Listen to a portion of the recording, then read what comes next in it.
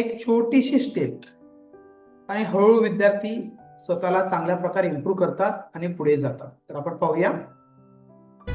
Let's come just and we can deliver any kind of speech. So this confidence we get because of assignment. So there are so many things because of it I could learn English properly. 7 प्रकारच्या छोट्या छोट्या steps जे विद्यार्थ्यांचा confidence वाढवतात. Generally विद्यार्थ्यांना 3 challenges असतात. Number 1 writing, त्यांना व्यवस्थित लिहिता आलं पाहिजे. नंबर 2 कॉन्फिडन्स, हळूहळू त्यांचा कॉन्फिडन्स वाढणं खूप आवश्यक आहे. आणि नंबर 3 प्रॅक्टिस, त्यांना प्रॅक्टिस मिळायला पाहिजे. या 3 गोष्टी जर असतील तर नक्कीच विद्यार्थी चांगल्या प्रकारे स्वतःला प्रेझेंट करू शकतात.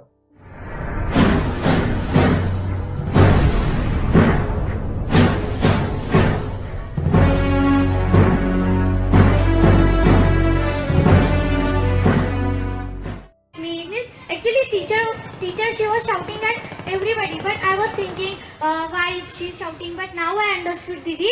She was right, and I was wrong. Really, Shreya, teacher was shouting at you and students. Why? Only because of one thing, because she knows the difficulty students have. एक छोटीशी आणि खूप सुंदर टेक्निक 4x7 CPU टेक्निक. हे 4x7 CPU technique म्हणजे नेमकं काय?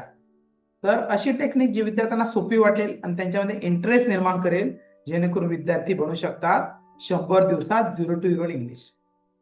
Definitely.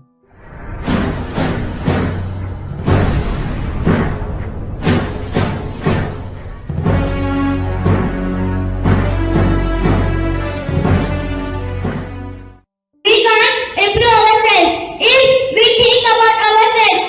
Yes, I can do. Yes, I can do. And main thing is, do you know? Miss, always students are there. They like to compare with each other. No, this time you get other. Miss, next time I will try. I will definitely get. No.